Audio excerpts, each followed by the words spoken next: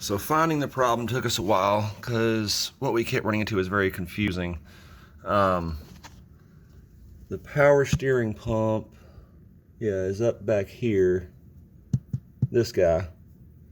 And it was totally wet too. It had stuff all over it. So, it could have easily been the source of the leak, but there was stuff everywhere. There was stuff all over everything.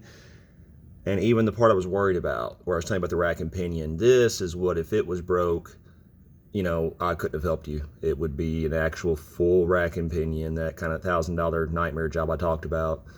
Thankfully, it's not that. But because of what it was, that was all the more reason it was so misleading.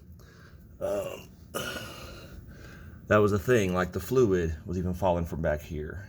So, yeah, that made it look like it was this.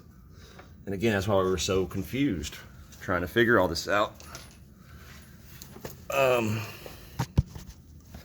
And again, there's fluid everywhere. There's fluid in all kinds of different places that I'm not even going to show. But yeah, it's this dude up here. This is the bolt for it. Let me get. Yeah. I don't want to see that. Oh, there we go. Okay. The leak is actually inside this cover of the hose. That's what was throwing me. It wouldn't show itself while I was trying to get it to, because it takes a while for it to come out of here. But once it does, it gets thrown everywhere. So it looks like there's leaking everywhere. So while we were actually working on the car, while I'm actually under it, my son's turning the steering wheel, we're trying our best.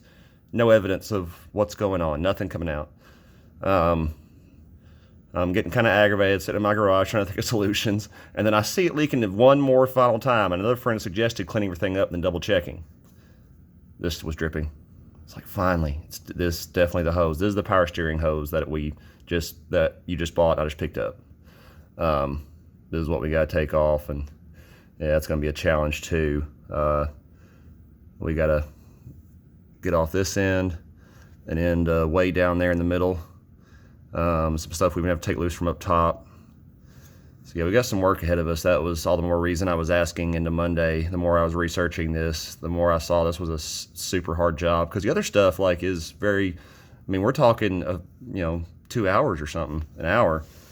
Like, this brake's already completely off, already completely set aside. It would just take me just a few minutes to put it back together. And this is the one that was broken. So not only do I have to take it off to get to this, but it also was one of the things we were working on. This rotor was destroyed, and that's the cause of your roar. And then, we still have to put one on the other side. And I'm glad you bought that. It's good to upgrade all of it at once with brakes. It's good to try to keep everything equal. Again, that'll just take a few minutes. And we've got the biggest part of the spark plug. The spark plugs are also something that's easy. I can do spark plugs by themselves in 10 minutes. But there is one challenge that specifically V-engine cars, V6s most likely thing in cars like these, front-wheel drives present. You gotta take this whole thing off. And that's the thing, I've also got it like 90% unbolted. There's like a couple little tight things gotta get off, but that's it, nothing big. And then I just pull this off and change those spark plugs. So again, all this won't take no time, but that hose down there is gonna take me quite a while and quite a lot of frustration. So that's why I'm asking into Monday. I even knew the job would be pretty big. That's why I'm charging as much as I am. But I know it was going to be quite this big until I started researching more and more. But again, you don't owe me any more. I still feel this is completely fair for the work I took on, what we agreed to, everything. I'm going to earn every bit of this money.